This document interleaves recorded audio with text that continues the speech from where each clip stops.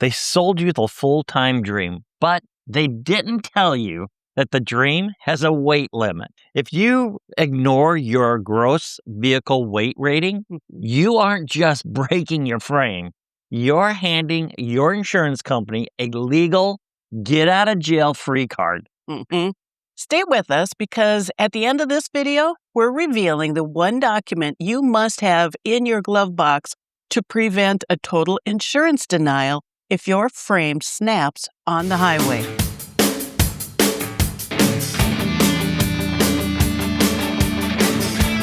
I'm John, the retired tech, and I audit the chassis. And I am Rhonda, the accountant. I audit the contract, and today we are auditing the industry's dirtiest secret, the overloading trap. We don't take manufacturers' money. No free rigs, no sponsorships. We work for you, not the guy building these machines. Let's get into it, Rhonda. Okay. John, look at this. Live your best life. Bring everything. According to the owner data, a typical full-time couple carries 3,000 pounds of gear.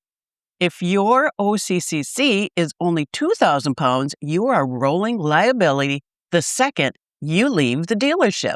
They give you the garage the size of a bedroom, but if you actually feel it, those leopard wells are going to scream. Mm-hmm.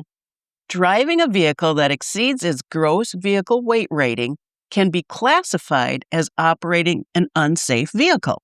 I once saw a guy who bowed his axles and cracked the riser. He swore he wasn't heavy.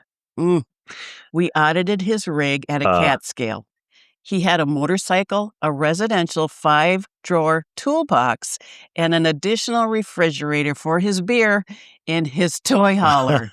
That extra 1,000 pounds turned a healthy flex into a structural failure.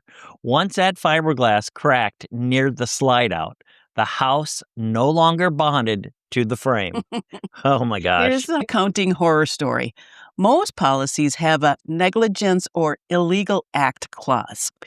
Driving a vehicle that exceeds its gross vehicle weight rating can be classified as operating an unsafe vehicle.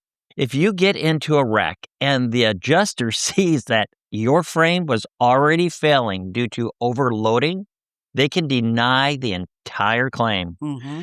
You left with a $150,000 debt and zero coverage. Sad. Ugh. It isn't just about the money. In states like Connecticut or California, driving an overweight vehicle can lead to criminal charges if there's an accident that harms someone. We're talking reckless endangerment or even manslaughter if that frame snaps and hits another car. The feds already are investigating 55,000 units for doors flying open in transit.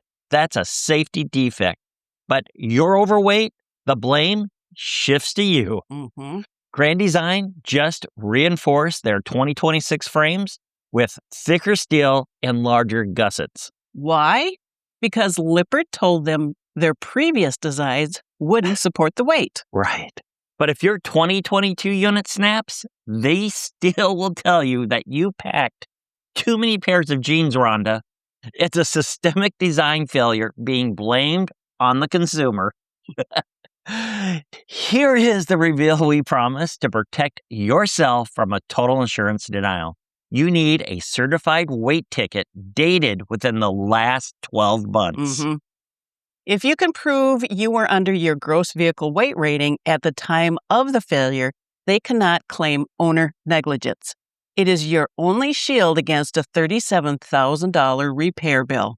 Have you ever weighed your rig and been shocked? Tell us your numbers in the comments. Sources and direct links are on our Facebook page. Adventure is calling, but don't let the industry dream turn into a legal nightmare. We'll see you on the next audit.